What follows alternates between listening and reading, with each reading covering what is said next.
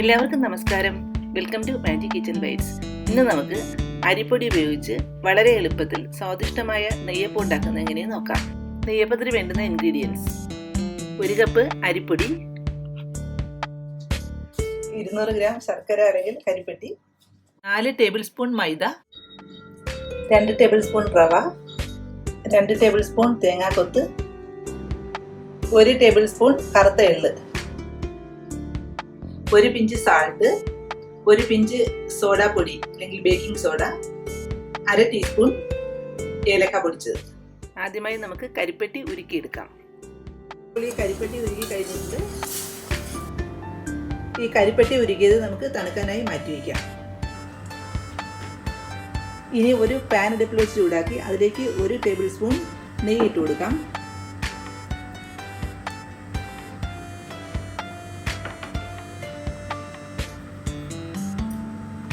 നെയ്യിട്ട് നമുക്ക് ഈ തേങ്ങാക്കൊത്ത് വറുത്തെടുക്കാം.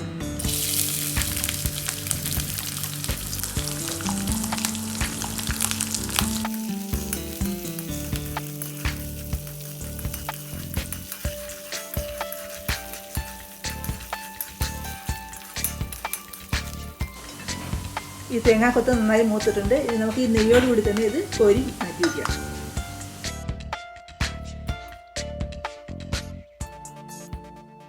അരിച്ചെടുത്ത് വെച്ചിരിക്കുന്ന തണുത്ത ശർക്കര പാനിയിലേക്ക് 1 കപ്പ് അരിപ്പൊടി ആഡ് ചെയ്ത് കൊടുക്കാം.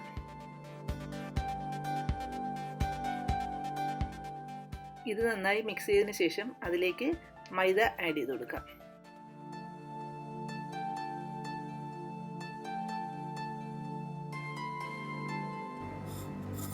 ഒരു ടേബിൾ സ്പൂൺ കറുത്ത എള്ള്, 1/2 ടീസ്പൂൺ ഏലക്കാപ്പൊടി, 1 പിഞ്ച് ഉപ്പ്, 2 ടേബിൾ സ്പൂൺ റവ. ഇതിന് കുറച്ച് ക്രിസ്പിനെസ് കിട്ടുന്നതിന് വേണ്ടിയാണ് റവ ആഡ് ചെയ്യുന്നത്. ഇതിലേക്ക് മൂപ്പിച്ച് വെച്ചിരിക്കുന്ന തേങ്ങാക്കൊത്ത് നെയ്യോടുകൂടി തന്നെ ആഡ് ചെയ്യാം. ഇനി നമുക്ക് 1 പിഞ്ച് ബേക്കിംഗ് സോഡ ആഡ് ചെയ്ത് കൊടുക്കാം. ഇത് നമ്മൾ ഇൻസ്റ്റൻ്റായി ഉണ്ടാക്കുന്നതിന് കൊണ്ടാണ് ബേക്കിംഗ് സോഡ ആഡ് ചെയ്യുന്നത്.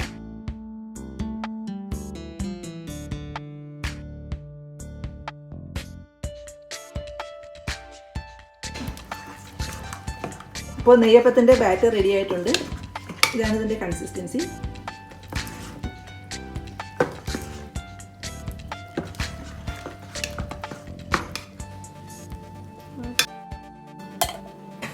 നെയ്യപ്പം ഉണ്ടാക്കുന്നതിന് വേണ്ടി നമുക്കൊരു പാനിലേക്ക് കുറച്ച് വെളിച്ചെണ്ണ ഒഴിച്ചു കൊടുക്കാം.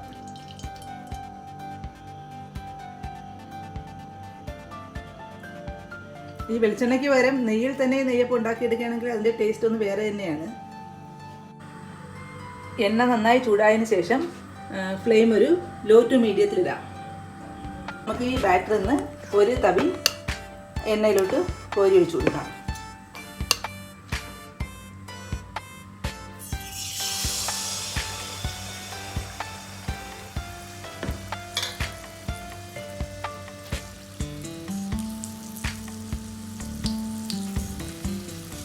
സൈഡ് വെന്തതിന് ശേഷം തിരിച്ചിട്ട് കൊടുക്കാം.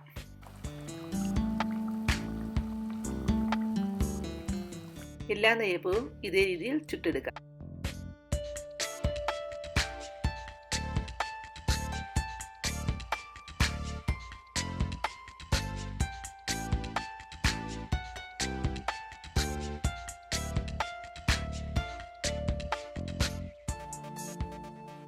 ഇപ്പോൾ നമ്മുടെ സ്വാദിഷ്ടമായ നെയ്യപ്പം റെഡി ആയിട്ടുണ്ട്.